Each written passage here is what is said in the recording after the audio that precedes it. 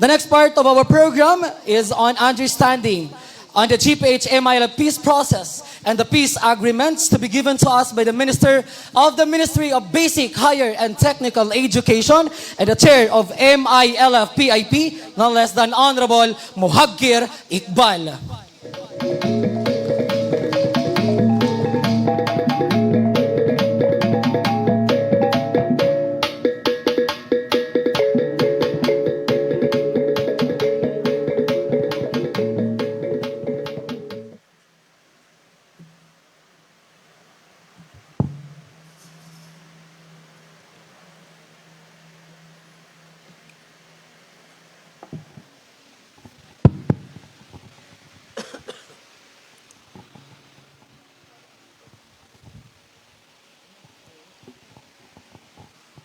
أعوذ بالله من الشيطان الرجيم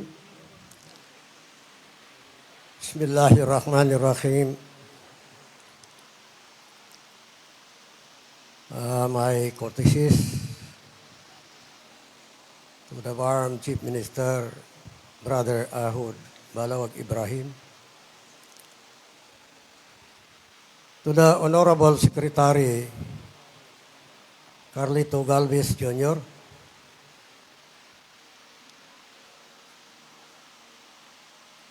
the Governor of Maguindano del Norte,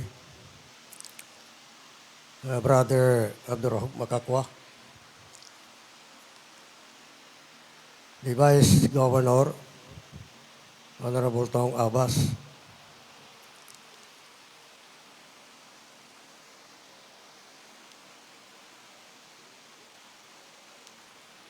the Bangsamoro Mufti Sheikh Abdurrahman Jalani,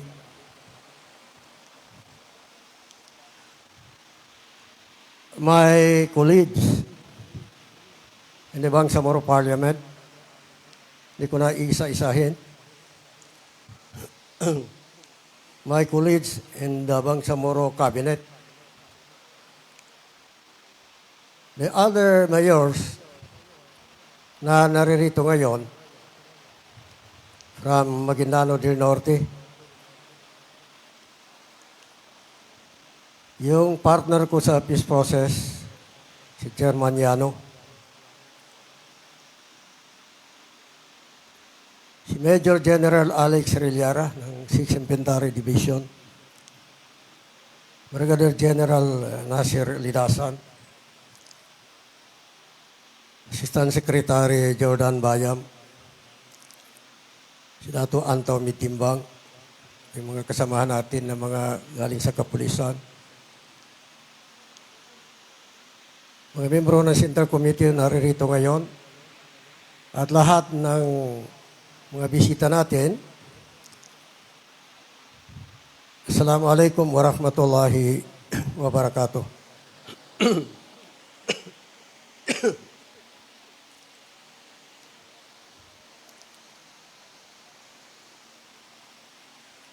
Wala ho akong prepared na speech. Meron lang sa akin mga pointers. At siguro para magkaintindihan tayo ng gusto, i-mix na lang natin ang Tagalog at saka yung vernacular po namin, yung Maguindanao. I'll start my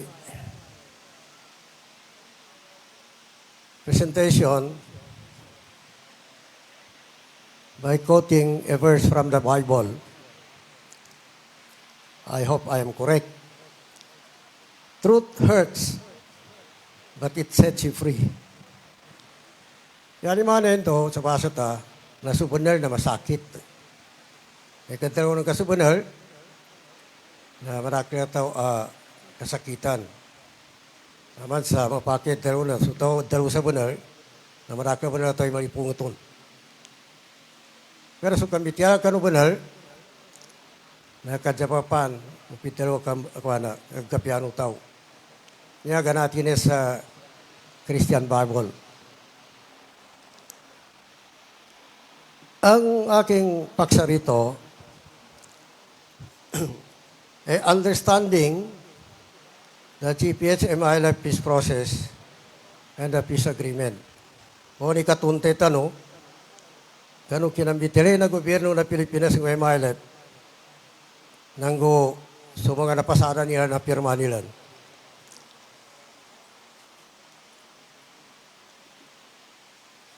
Nung umpisahan namin ang pag-uusap sa gobyerno ng Pilipinas, that was in 1997, isa lang ang agenda. Isa lang ang pinag-usapan namin. How to solve the Bangsamoro problem or how to solve the Bangsamoro question. Yun lang ang pinag-usapan namin. From 1997 up to 2014, yun lang ang agenda namin. Napakarami po ang agreement na napirmahan po namin, more or less more than 100, or siguro higit pa. Pero lahat noon, na nauukol para resolbahin ang problema ng Moro. So ano ba itong problema ng Moro? Initially, nagkaroon po kami ng hindi, may debate po kami. Bakit kami ang nagiging problema dito sa Mindanao? Samantala, since time immemorial, naririto kami. Bakit kami ang naging problema? But in the course of the discussion, nagkasundo rin na yun ang magiging agenda namin. So ang pinaka-importante dito, alamin natin ano ba yung problema ng Moro. Kahit na sa turing natin, hindi tayo ang problema kasi dati na tayo rito. Then we were able to identify kung ano ba yung mga problema. There are 9 issues and concerns, pero I will not discuss that nang ganon. I will simplify it para magkaintindihan tayo. Ang una na problema ng Moro, nawala yung sovereignty natin. Di ba? Hindi pa dumating ang Kastila, tayo man namumuno sa Mindanao. Sultanate of Sulu, Sultanate of Maguindanao, Buayan, Kabuntalan, at saka Patapangampung Curanao. Tayo namumuno rito. Pagdating ng Kastila, nilabanan natin ang Kastila for more than 300 years. And nung umalis ang Kastila, Mindanao and Sulu was still considered a foreign territory. So yan ang isang problema ng Moro, nawala yung sovereignty natin dito sa Mindanao. Anong pangalawa? Dahil nawala na rin yung sovereignty natin, nawala na yung homeland natin. Nawala yung homeland natin. Ang pangatlo, in 1898, 98% of the land in Mindanao belongs to the IPs and the Moros. So pungo al kaposinto sa lupa sa Mindanao, kanong 1898, nayamang kigwano na kanamuro, kung kanang mga indigenous people. Ikapat, ang problema ng Moro, ang problema tanong, na massive violations of human rights. Madakil na pinamuno, madakil at mga rape, etc., etc. Ikalima, na Bangsamoro people are minoritized. Sakita ni Mimbari Mapedu siya sa Mindanao. Up to 1972, the Empire Province of Cotabato was still majority Maguindanao and IP. Pero ngayon siguro, inaabot natin ito sa Mindanao, siguro mga 20% tayo rito. So yun ang problema ng Moro. 5. So yan ang agenda at paano i-resolve yan. Siyempre, ang original demand o posisyon ng MILF, independensya. Never in history that Mindanao Sulu has been part of the Philippines. To the contrary, marami lugar sa Luzon and Visayas under the control and control of the Bangsamoro people. That's reality. It's history. So, from day 1, 1997, up to 2014, the signing of the CAB, yun lang ang pinag-uusapan namin. Ilang presidente? Ang informal talks nag-umpisa kay Cory Aquino. Ang formal talks nag-umpisa kay Ramos. kung isama natin ang kasalukuyan na presidente, 7 presidente na po sa Pilipinas, yung peace process pa rin natin, hindi pa rin natatapos. Still ongoing. Ilan ang government negotiators na harap namin? Kung isama natin si Norberto Gonzales, 15. Pag hindi natin isama, 14. Ang unang negotiator ng MLF, si Brother Ghazali Jafar, Allah yarhamo, si Alim Aziz, Allah yarhamo, then si Brother Haji Murad. Then ako ang pang-4. So sino nakaharap namin ng mga negotiators ng gobyerno ng Pilipinas? General Abat, General Soriano, General Batenga, Secretary Doresa, Secretary Afable, Secretary Garcia, Ambassador Sigues, Marvic Leonen, Miriam Coronel, Irene Santiago, Nabil Tan, Mercado, Disiano, and Yano. Kasama ko yan yung partner ko si Yano, Chairman Yano. Ako, nakaharap ko from Afable 1, 2, 3, 4, 5, 6, 7, 8, 9, 10. 10 na po, nakaharap ko. I'm supposed to be retired right now. Diba? That's why I've been asking the chairman and the chief minister, baka dumating ng panahon na pwede na akong palitan. I'm long overdue. I'm long overdue. So, doon sa kay tagal-tagal ng pag-uusap namin, umiikot, pero ang pinag-usapan, paano ba ma-resolve ang problema ng Moro? Originally, independensia ang posisyon ng MILF, until finally, napirmahan namin ang CAB sa party ng MILF. Ito po ang solusyon sa problema ng Moro. Comprehensive Agreement ni Bangsamoro na dapat autonomy po ang may bigay po sa Bangsamoro for sole governance. Kaya itong Comprehensive Agreement ni Bangsamoro, importante po ito. Importante po ito. Oh, meron 3 track. Ito, discuss ko ito sa darapanan. Ang isang, yung political track, yung mga agreement na hindi na nangangailangan ng legislation o batas, yung ad hoc joint action group, war against terrorism, against drug trafficking, against kidnapping, and then yung normalization process. Yan po ang political track. Ang pangalawang track po, yung legal track, yung Bangsamoro Organic Law. Meron po tayong intergovernmental relations body na tinitingnan para yung nilalaman po na Bangsamoro Organic Law po ay ma-implement po. At maganda naman po ang takbo. At ang pangatlo, hindi pa pinag-usapan, pero alam natin na kahit nasa Comprehensive Agreement o ni Bangsamoro, sinasabi na yung agreement ng gobyerno ng Pilipinas at MILF, kailangan ma-entrench yan sa Constitution ng Pilipinas. At lalong-lalo na po nabanggit at napapaloob doon sa executive order na pinirmahan ni President Aquino na ibinigay doon sa mandato ng Bangsamoro Transition Commission. Ako ang chairman po na kung sakali yung Comprehensive Agreement ni Bangsamoro hindi kaya gawa ng batas dahil ang Constitution ng Pilipinas hindi masyadong malawak at hindi ma-accommodate kung anong nilalaman ng CAB, so pwedeng mag-propose po ang Bangsamoro Transition Commission ng panukala para amendahan po ang Konstitusyon ng Pilipinas. Pero hindi ho naipasa ang Bangsamoro Basic Law sa panahon ni President Aquino. Dahil po, ang isang dahilan po yung mamasapanong incident. Nung hindi ho naipasa ang Bangsamoro Basic Law at naging presidente si Duterte, pumirma na rin po siya ng isang executive order reiterating yung power ng BTC number 2, pinamumunuan po ni Brother Ghazali Jafar, Allah yarhamo. At nandun rin po nakasaad yung kung sakali yung proposed na Bangsamoro Basic Law ay hindi pwede kaya ng kasalukuyang Constitution ng Pilipinas.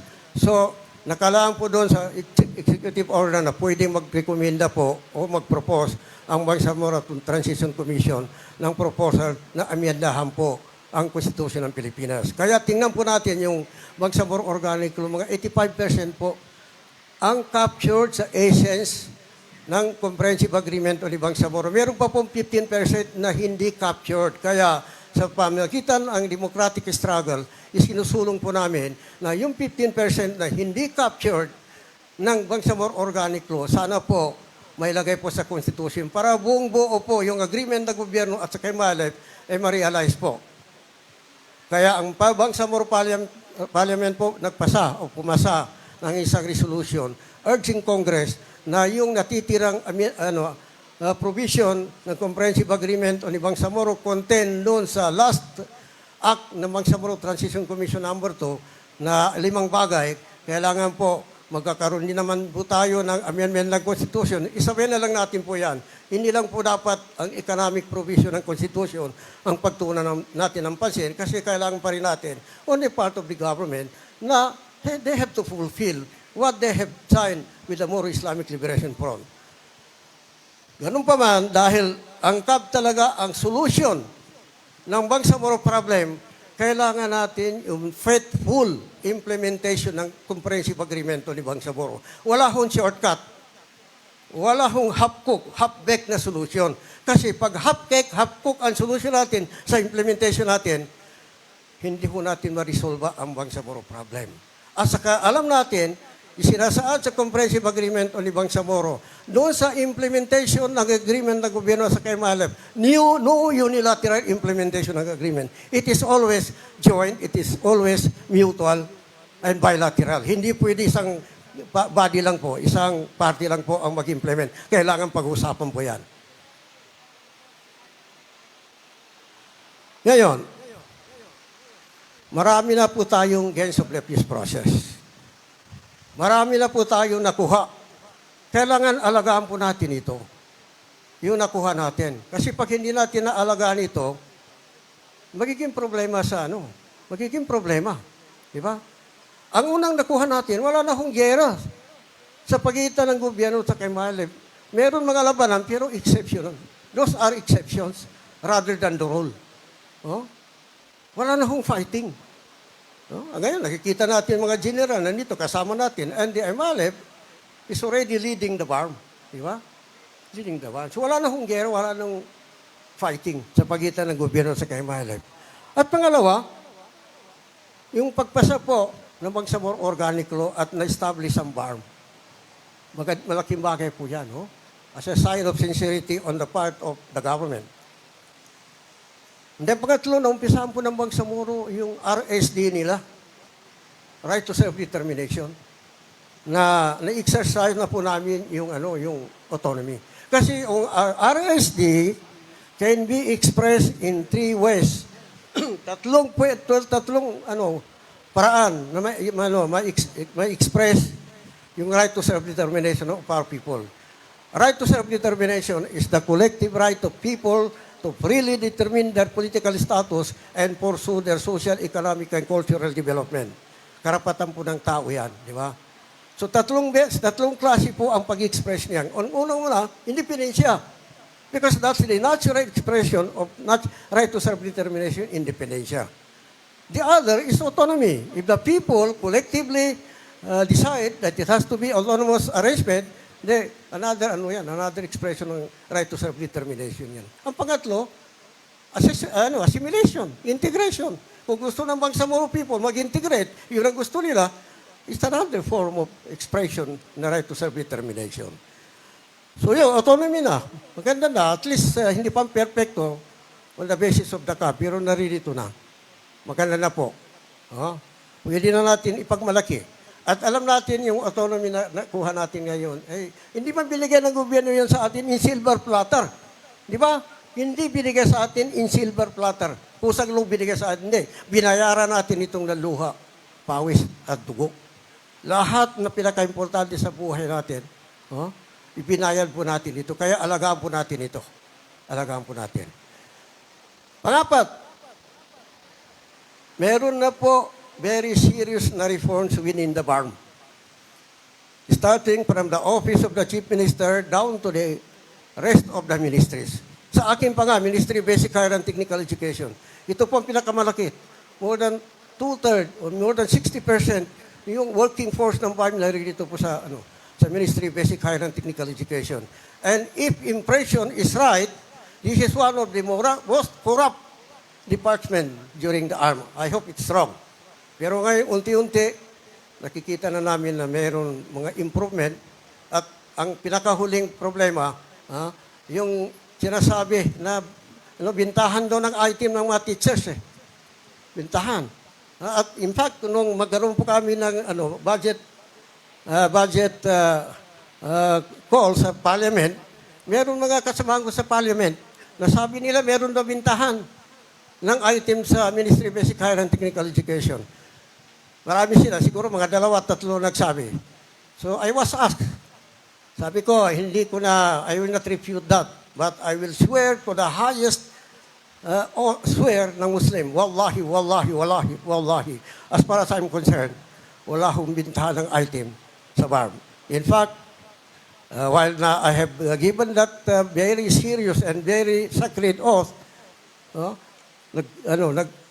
nag-prosecute pa rin ang Chief Minister ng isang fact-finding committee na alamin kung talagang may katotohanan yung sinasabi na may bintahan ng item sa Ministry of Basic Higher and Technical Education. And very soon, it will come out. And the chair of that special committee is formerly the Attorney General of the BAM and currently the Ministry of Interior and Local Government, Attorney Lai Dumama. So, marami na po tayong serious na reform dito at nakikita na natin yung mga bunga. Pang-apat, yung autonomy na natanggap natin ngayon, gana sinabi ko kanina, kung i-compare mo sa Autonomous Region in Muslim Mindanao, mas malakas po ito. Malakas po ang autonomy na napapaloob sa Bangsamoro Organic Law. So, malaking bagay rin ito. And then, pang-anim, ang investment, lumaki po sa BARM. Lumaki po. Malaki na po ang investment dito. Ibig sabihin, dahil sa may magandang peace and order, may tiwala ang mga investors. Kasi alam niyo mga investors, without exception, ang iniisip nila, yung profit nila. Yung profit nila nakasalalay yan sa peace and order. Kung hindi magandang peace and order, walang papasok na investors.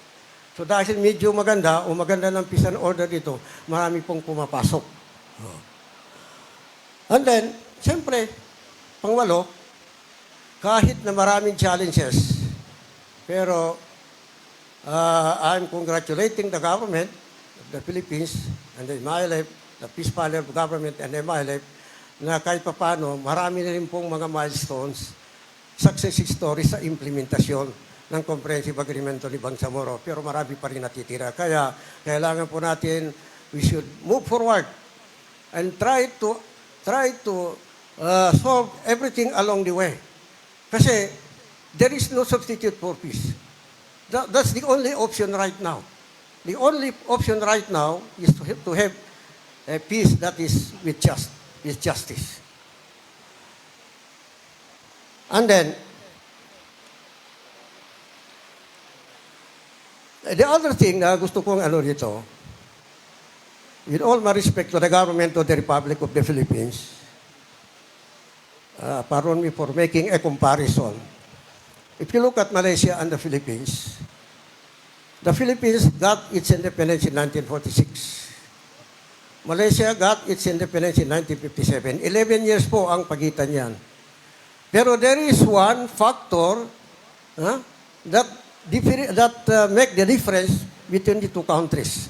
It's the continuity of government. It's the continuity of government. Dahil sa Malaysia, since 1957 up to something around 2010, ang namumuno lang po sa Malaysia, yung United Malay National Organization, may continuity po ang yung namumuno sa gobyerno. Dito sa Pilipinas, kahit anong napakaganda ng isang presidente, ang ganda ng mga program, mga policy, napakaganda po.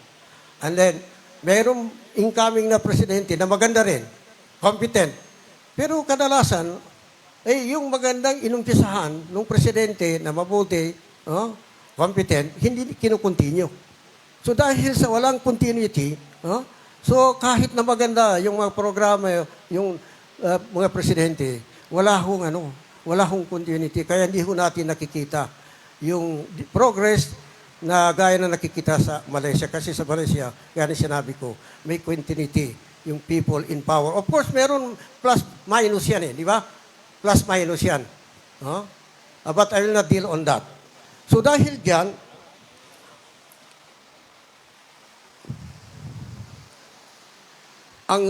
the relevance of 2025 election is very, very important.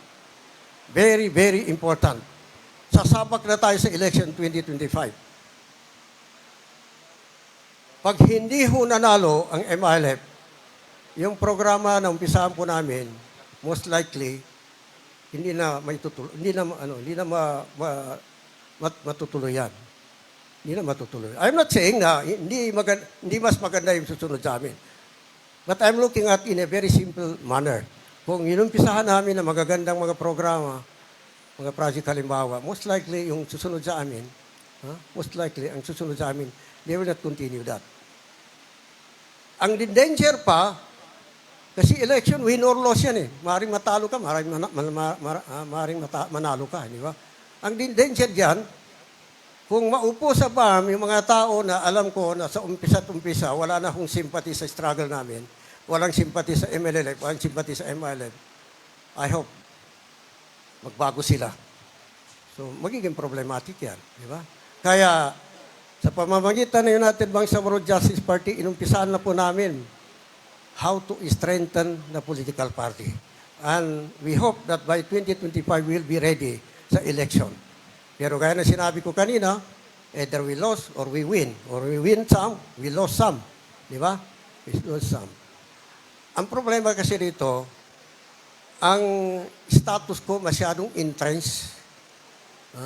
Yung mga, I will not call them political enemy, but political rival maybe. I think that's the best term for it. Political rival. Alam nila how to win in election. Alam nila yan. Di ba? Kami, being revolutionary, members ng mga revolutionary organizations, and then we conducted our struggle for almost 50 years na may mga prinsipyo. Nahirapan mo kami dito sa sistema ng politika dito sa Pilipinas. Diba? That is kadar. Ibig sabihin, galing sa Allah yan, tatanggapin natin. So hanggang dito lang. Assalamualaikum warahmatullahi wabarakatuh. Waalaikumsalam warahmatullahi wabarakatuh.